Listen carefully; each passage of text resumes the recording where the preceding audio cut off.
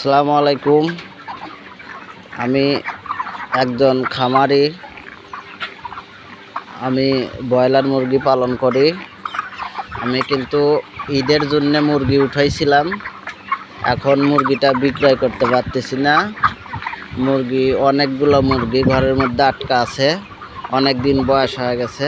এটা মুরগি বিক্রয় করতে না পেরে আমার অনেকটা সমস্যার মুখোমুখি হতে হচ্ছে।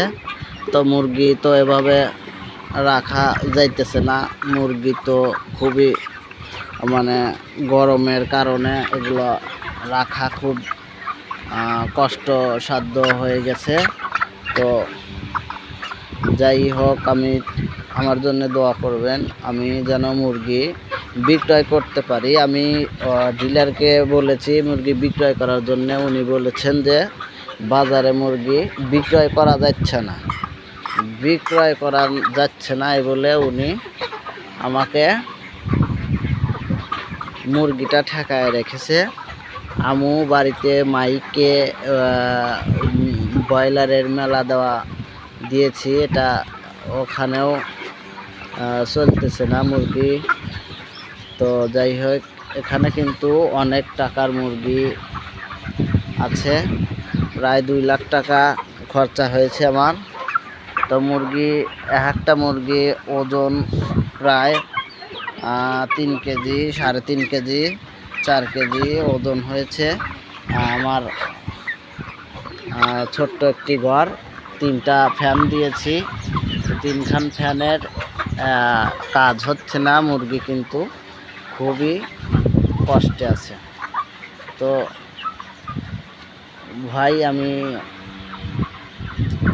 ভিডিওটা যদি ভালো লেগে থাকে তাহলে লাইক সাবস্ক্রাইব করে অন্যকে দেখার একটু সুযোগ করে দিবেন যে ব্রয়লার মুরগি পালন করলে কি কষ্টে বিক্রয় করতে হয়।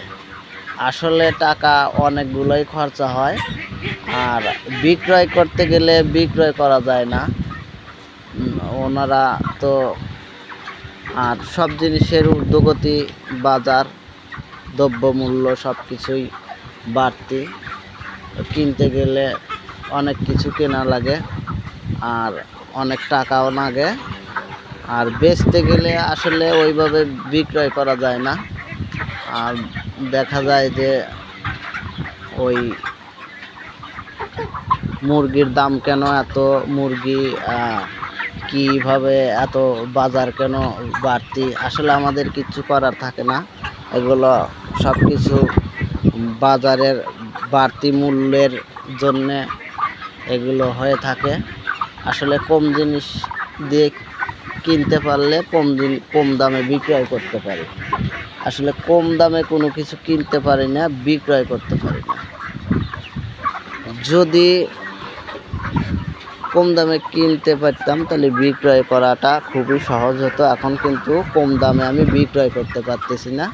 আর মুরগির ওইভাবে মুরগির প্রতি ওই রকমভাবে কারোর চাহিদা নেই। দেখুন মুরগিগুলো কীরকম করতেছে। ওরা তো সব সময়, আমি একটা ভয়ের মধ্যেই আছি যে কি হয়। তো আমার জন্য দোয়া করবেন, ইনশাল্লাহ আমি যেন মুরগিগুলো বিক্রয় করতে পারি। আসসালামু আলাইকুম ওয়া রাহমাতুল্লাহ।